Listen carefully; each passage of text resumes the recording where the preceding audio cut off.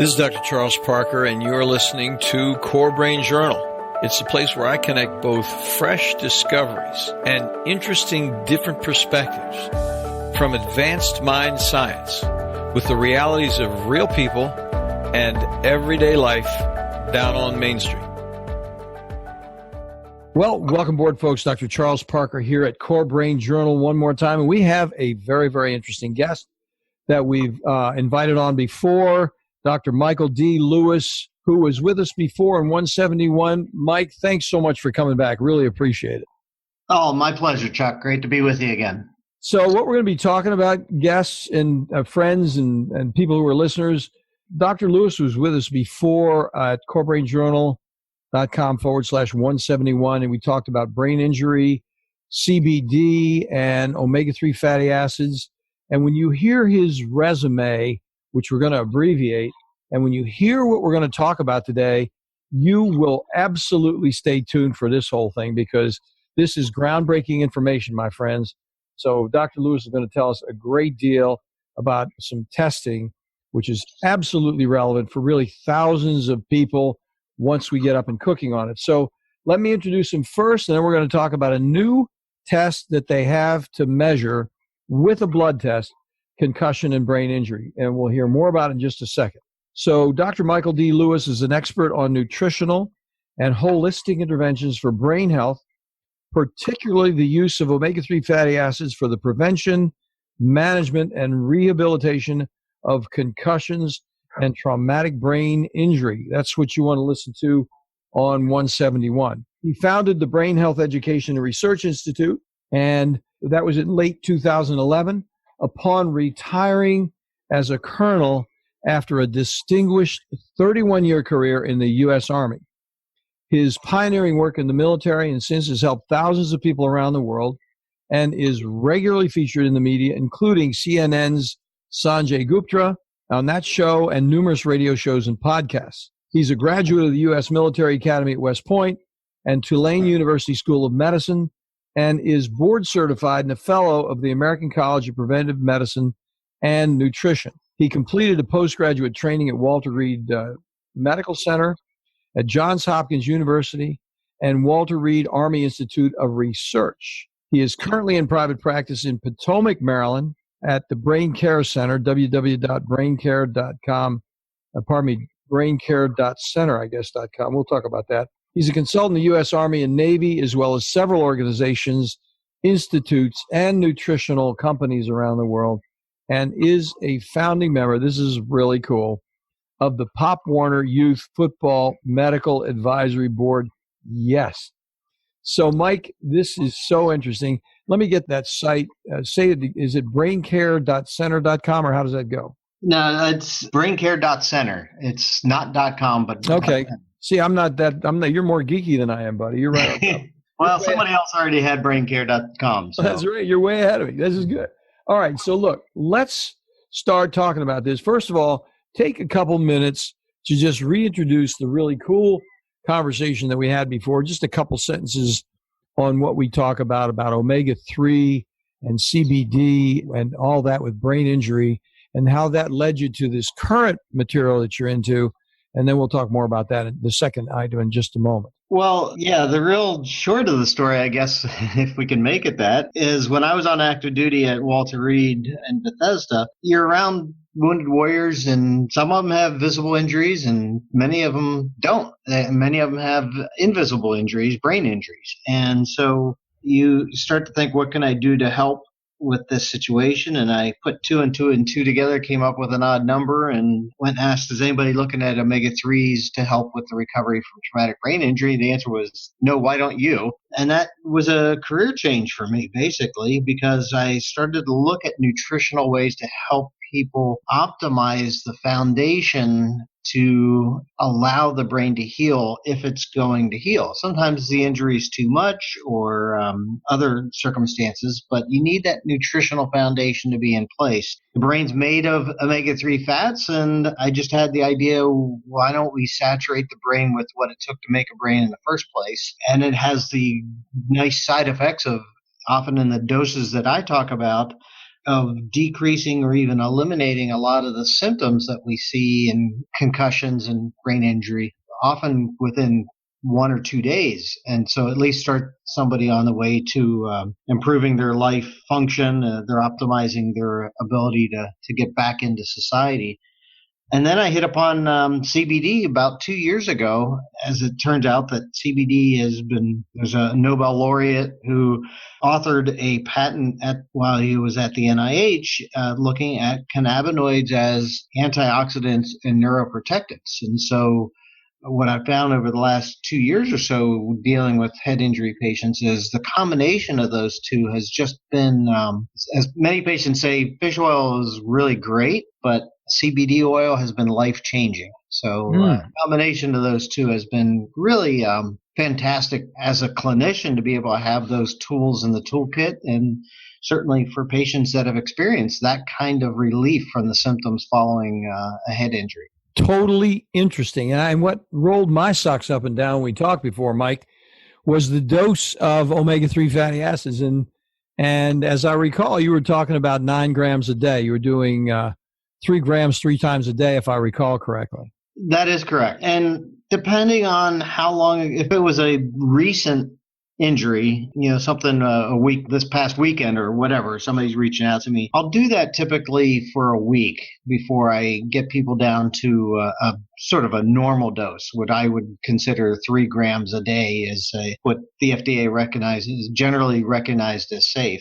Somebody that's been struggling for months or even years or even decades with the problems of a head injury, I'll have them on that higher dose for usually about a month, because I really want to make sure that the brain is saturated before I get down to sort of the maintenance dose, which the maintenance dose also is great before an injury, with the concept that it would help the brain be more resilient to withstand injury in the first place. So that's fantastic. That is great information. So thanks for summarizing that. Folks, go back to 171. We talk about it in great detail. Mike, let's get into this really interesting next set of information regarding chronic traumatic encephalopathy, the injuries that people don't see, and what's really the innovative, interesting thing. And Dr. Lewis has a lot of peer-reviewed references on this, and they're going to be in the show notes.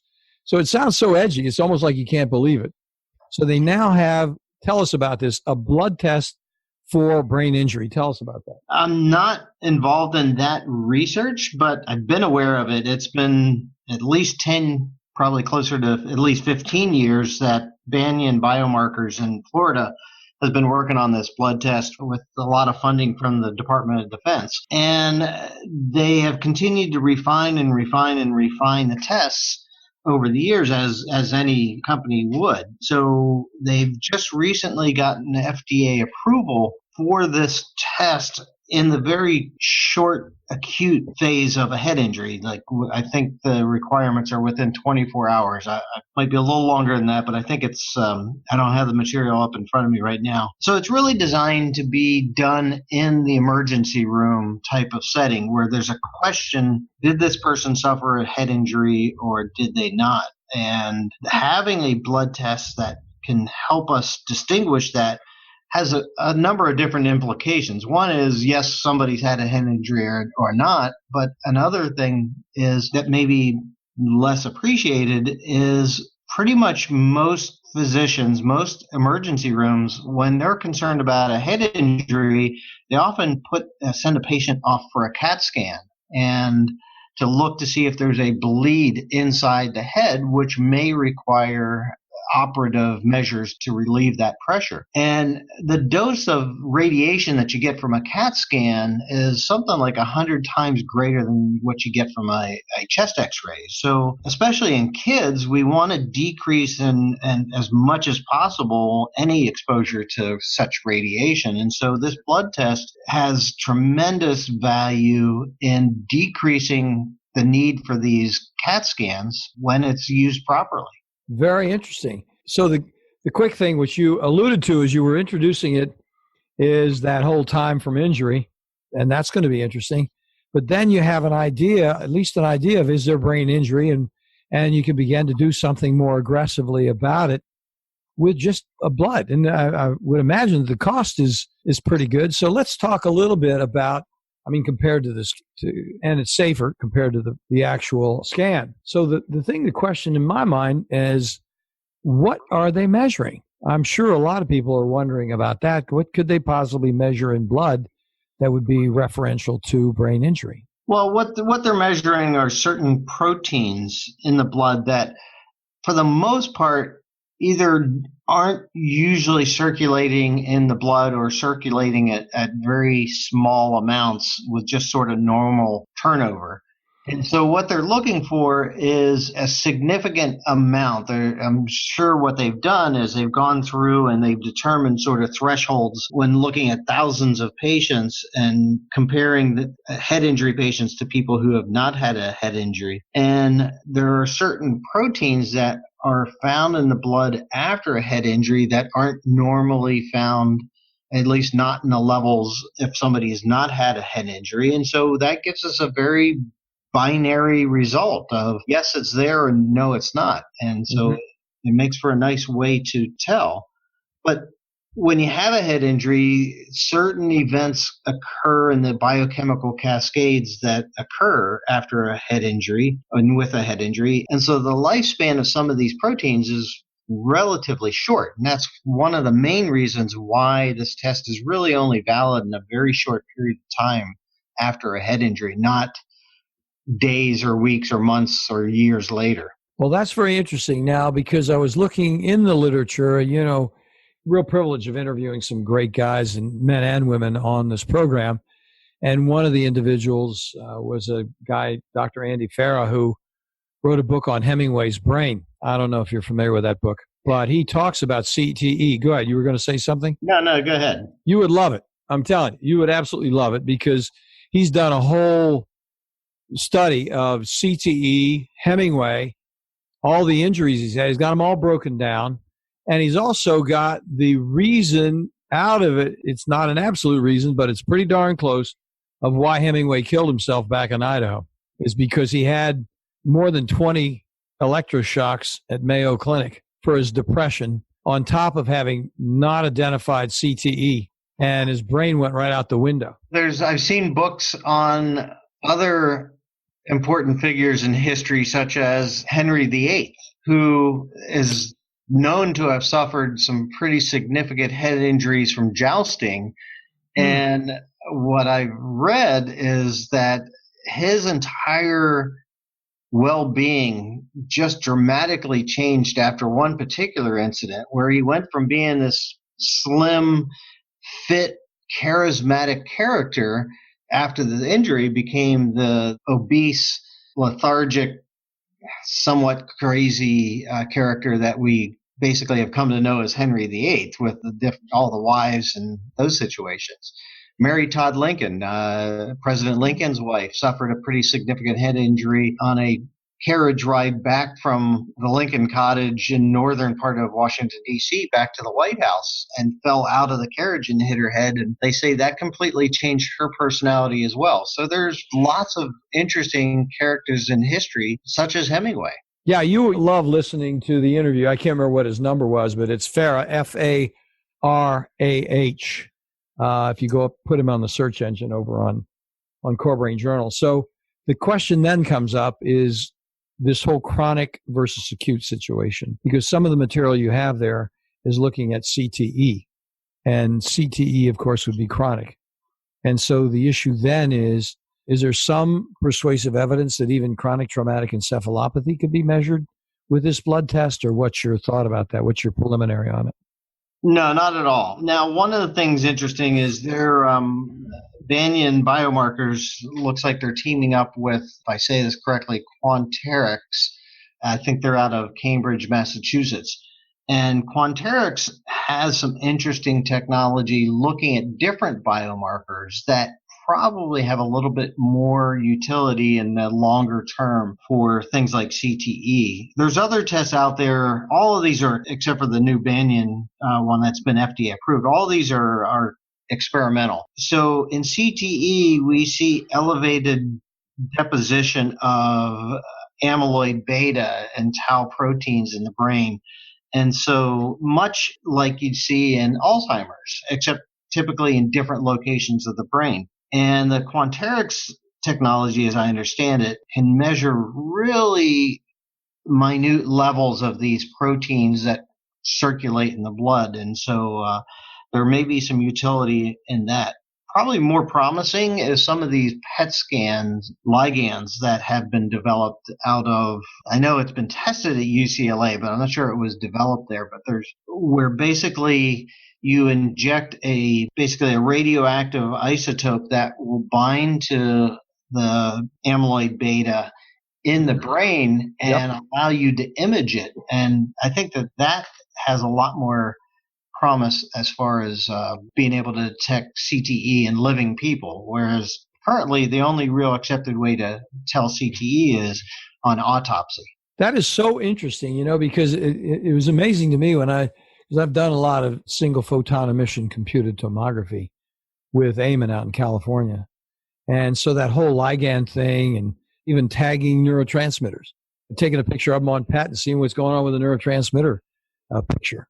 But that is totally interesting, and because the idea that you can actually put something that would actually seize on one of those proteins and it would light up in a certain way, that is totally interesting, isn't it? Oh, it's fascinating. I lean much more towards, so what? What are you going to do about it? Yeah, me too. I'm totally with you on that. That's my next question. And so while this is all great technology, I mean, one of the things I approached the researchers right after that first study came out of UCLA and said, and it was in some football players, and it was only like six guys, and like what I tried to pitch was, let's take these 6 guys. You've got a great study, a great baseline. Let's do 3 months of high dose fish oil and do the scan over again and see what happens. And couldn't get them to buy into it. It was mostly a financial issue because who's going to pay for that study? But certainly not big pharmaceutical companies. They don't have a fish oil. So yeah, right. No, there's no investment there. Yeah, there's no investment there. So I would have loved to have done that study. I still would love to do that study if anybody's got a couple $100,000 they want to put towards that. And that would be totally interesting. I would think the DOD would get behind that. Well, unfortunately, I had already retired and left DOD, and so you lose a lot of that cachet that you have either being on active duty or being a professor at Stanford University or UCLA or wherever. Yeah. And I opted a different approach. I had been in the Army for 31 entire adult life. I decided to get out of the big machine and not jump to another big machine, but decided to have a go at it on my own. I'm going to drop a name when we get off. I don't want to put anybody on the spot on the recording here, but I've got a name that you might be interested in from somebody else that I interviewed that might be able to hook you up with something like that. And he's already got some DOD money, and he's doing some very specific things in the same field that you're doing, but not directly related to brain. So I'll talk to you about him when we get off, because I think it'd be really interesting if you guys are really singing a lot of the same music from the same hymnal, just approaching it slightly differently. And he is a little bit on the inside more than you are at this moment, apparently, from what you said. So I'll share that with you when we get done. So let's go back to what you've done and what you've experienced. Now that we're into what do you do about it, let's talk about that a little bit more, because this will take us back to, and I'd like to kind of, in a way, elaborate on what we talked a little bit before about. So CTE, guys like Hemingway, people like Mary Todd Lincoln, any one of these people, like Henry VIII, they would have done better. Now, of course, this is speculation. I know you're not affirming that it's absolutely true, but they would have very likely done better with some omega-3 fatty acids and a heavy dosing to actually turn them back around whenever it happened, a long time ago. Or even now. I mean, certainly you're not having a shortage of CTE issues in today's society. In fact, you could argue that those historic examples were the exception. Unfortunately, that's becoming more and more the norm these days with the levels of Alzheimer's and Parkinson's and CTE certainly on the rise. And of course, CTE is just now recently being recognized. Everybody wants to point at the NFL, but it's not just the NFL, obviously. So it's probably much more widespread. Let me just say that, in my opinion, and I wish there was a way to prove it, and there's no way you can disprove it, but my opinion is, when you're talking about the link between a head injury and CTE 20, 30 years down the line, sometimes less, sometimes, certainly it happens in younger people, and that's always a tragedy as well. But the link between there that nobody really seems to be talking about is chronic inflammation. And chronic inflammation is, in my opinion, driven by nutritional status down to the biochemical levels. And I would add in actually hormone status as well. So my opinion, you can't disprove it, because it's just way too difficult to do that, is that if you don't shut off the chronic inflammation that starts with a head injury, that's where you're going to lead to. You're going to lead to these chronic neurodegenerative diseases. And it's an inflammation problem. And that's what needs to be addressed. I love the fact that you said that, and it leads to another question. And that is, I'm not strong on this, but I know a little bit about that, and that's phosphatidylcholine from lecithin, which is a different fatty acid. So what's your opinion about that? Do you mix it with omega-3s? What's your thought about phosphatidylcholine? Or if you had any experience, you may not have had any experience with it. There's so many things that are possible and potential. Clearly, the concept of using omega-3s and the doses that I think are optimal to right-size the equation of inflammation, it's not mainstream medicine, even as much as I would love it to be, and I think and believe that it should be. We haven't gotten to where it's mainstream medicine. So you could go down any number of rabbit holes very quickly with this substance or that substance. And I could sit here and name off 50 different things that might help, phosphatidylcholine being one of them. Where do you go when we can't even get one right? How are we going to get the other 49 or 50 right as well? And so it just would take, and you're talking about nutritional stuff.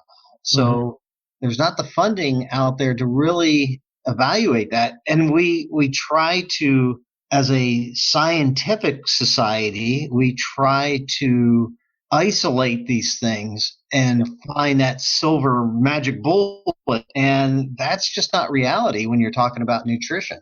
Yeah. Well, it's such a complexity. I mean, the problem is it's a complexity. And what you're saying very clearly, I mean, if we could go in there and see, one of the things I think is provocative about being able to measure proteins, the question then is, could something actually improve? Could you measure improvement in some specific way that would show the positive outcome on a biological level of adding one of these supplements and doing the dosing correct and all that sort of thing? Right. But one of the issues that we have with all traumatic brain injury, including concussions, because concussion is a traumatic brain injury, is that I say concussions are like snowflakes. Everyone is different. And so when you have something that is so widely varied and across all ages and gender and race and everything else, when you talk about doing real thorough research, you're talking about astronomical numbers to be able to separate out and have some of that background noise be reduced. And that's just not feasible. Understand that, because that is the problem with the whole nutritional thing in the first place. It's one of the reasons it continues to be controversial, and people, you just don't have the data as firm as you would like to have it. And so you have a guy like yourself who's out there on the front end really taking care of people. You've seen some things happen. You've looked at the doses. You've seen some differences in terms of how people respond. And that's great, but you're being humble about it. You're like, hey, guys, let's get the data together. It'd be great if we could. So people say, contact Dr. Lewis if you got $100,000, because he's got a plan. There's a lot of things we could be doing. And I really, when I was on active duty, I really tried to get DOD to look at developing an entire program on this concept, because I think that they had the need. They just didn't have the know-how to put together. And frankly, when you start talking about nutrition with scientists, in particular physician scientists, they're like, no, they don't believe it. And one quick story of a pediatric surgeon in Boston who was working on some stuff that he found that using a particular kind of omega-3 basically took this infant mortality from 100% or close to 100% to 0%. And one of the things he used to tell me was, because my results are so unbelievable, nobody believes them. Right. What was the application there, if you don't mind sharing it? What was he doing? Well, in premature infants, sometimes when they're born too early, their gut hasn't matured enough to be able to absorb nutrients with feeding. And so you have to give them IV nutrition until their gut matures. But unfortunately, IV nutrition is basically based on soybean oil, very heavy in omega-6s, and it destroys the liver. So it becomes a race, which is going to kill the kid first, the nutrition intervention or the lack of ability to absorb nutrients through the gut. Well, and apropos of that, 6 is inflammatory anyway. So, and you know that. Right. And it inflames the liver, and that's why basically these kids, if they die of liver failure. So how does he get omega-3 in him? You can't inject that. What does he do? Well, he actually does inject it with an investigational new drug that he essentially borrows from Europe. Oh, okay. Interesting. Yeah, that's very, very interesting. Well, this has been a great conversation. I appreciate you taking the time. You know, it's been this is a very, very interesting thing. So are these testing available through you, or what's the hookup on how people can evolve their own practice with this investigation? Just received FDA approval. I don't deal with acute concussions, and that really is meant for more the emergency room type of setting. Yeah. The patients that find me that have been suffering usually for months or years after a concussion, they've been used and abused by our medical system and still are not finding the answers that they want. And those are the people that eventually find me, because I take a very functional medicine or holistic approach to the concept. And I really focus on the nutritional foundation and both how you eat, but also how do we supplement very targeted nutritional therapies. And also I think it's really important to look at the hormonal situation, because the pituitary gland gets compromised with head injury very commonly. And the downstream effect of that are your hormones, everything from your testosterone and growth hormone, which are most commonly affected in both males and females, to potentially your thyroid gland. And if it's bad enough, even your production of insulin from your pancreas can be affected. See, that's very interesting, because I'm really glad that you bring the pituitary. This is a little bit of a side conversation, but I think it's absolutely relevant, because one of the things I see with chronic inflammatory conditions is, of course, the immune system dysregulation. And so I'm really big on measuring IgG, immunoglobulin G, which is considered to be not de rigueur. I've had people in this town think of me as being very odd. But I'm hanging with the chairman of the Department of Pediatric Gastroenterology at Harvard on IgG as it relates to brain function. And IgG affects testosterone, growth hormone, all of these, insulin, there winds up being immune system dysregulation. Have you been doing IgG with the work that you're doing as well? I have not, but you bring up the immune system. You actually bring up a couple of great points. One is the gut-brain connection, and there's great research recently that comes out that shows that basically brain injury affects gut function and gut injury affects brain function. So that's a whole nother subject for discussion. And I just had a second one that I was so the other one about the immune system, the more and more we look into it, and research is just starting to sort of pick up on this, is how much the cannabinoid, our endogenous cannabinoid system, controls or influences our immune system. And nature gives us this great way to interact with that endocannabinoid system through the cannabis plant. very particularly CBD or cannabidiol, not THC. We're not talking about getting high. We're talking about the medicinal part of the cannabis plant. And when it's derived from hemp, it's over the counter. It's a nutritional supplement. And so hemp derived CBD has been, a big plus, not just for brain injury, but I'm also finding it, and others are finding that the athletic performance and muscle recovery, immune system can really be balanced and affected in a very beneficial way when you talk about using CBD from hemp. Well, that is terribly interesting. So now I got two questions for you because we're going down another path. Number one is, how do you actually do that when you're doing, and I don't know if you have a book or a paper or whatever, because I don't want to put you on the spot with all this stuff, but if you're doing the omega-3 fatty acids and let's say you're doing 9 grams initially, when do you introduce CBD, number one? Then what are the doses that you use, and how do you actually procure it? You have to write a prescription for it. I mean, I'm not using CBD in my practice, but I'd have a lot of individuals that have brain problems with immune system dysregulation.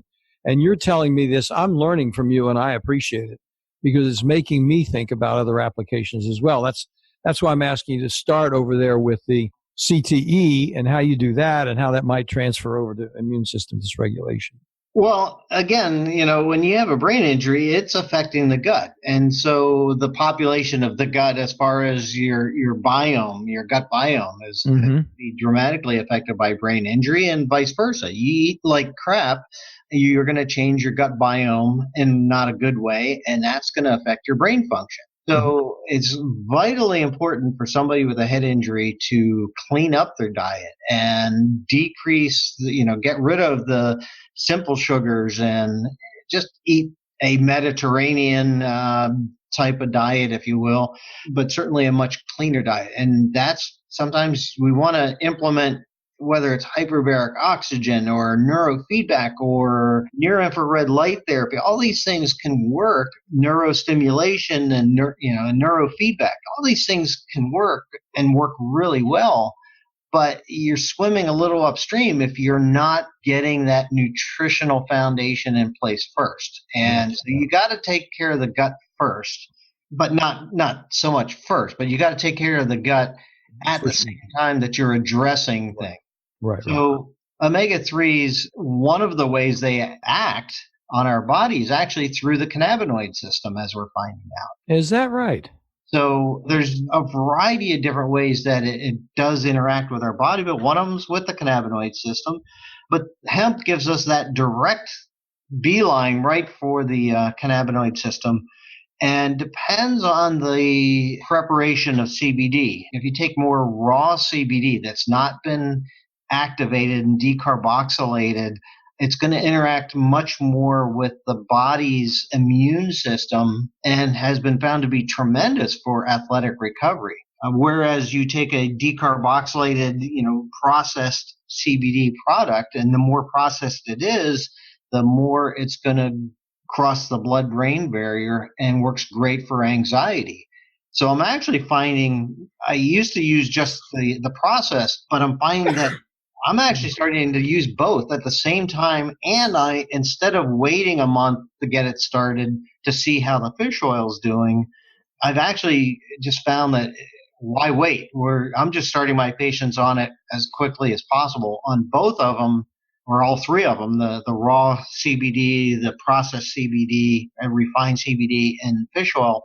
I just right out of the gate start them on that, and almost always start people on good quality probiotic and digestive enzymes because that's so important. Well, hesitating to ask this question just because I don't want to look like a commercial thing, but on the other hand, I'd love to know, and I think listeners would like to know, what's your resource on CBD? Do you have a particular company you prefer to work with? Because there are people who are like, hey, could I get into this? Is there a way I could move forward with this plan? Well, absolutely. And you mentioned about writing a prescription. So when I'm talking about hemp-derived CBD, I'm talking about a nutritional supplement that you walk into your local organic market and buy off the shelf, not with a prescription, not with a recommendation, not at a Now, you certainly, you can go into a dispensary in a state that has medical marijuana or even recreational marijuana and get CBD dominant type of products and stuff like that. I'm not talking about dispensaries. I'm talking about your holistic or organic food store that carries these products. I got you. And that's the way they're differentiated, decarboxylated and carboxylated. Right. Or CBDA, CBD cannabidiol acid, basically is the raw form. And when it's heated, part of that heating cleaves off the carboxyl end of the CBDA and makes it active CBD. And that's what crosses the blood-brain barrier. So I find that I'm finding more and more that both are important to hit the body and the brain at the same time. And the body, most of our immune system goes right back to gut health. That's where the biggest part of our immune system is really in the gut.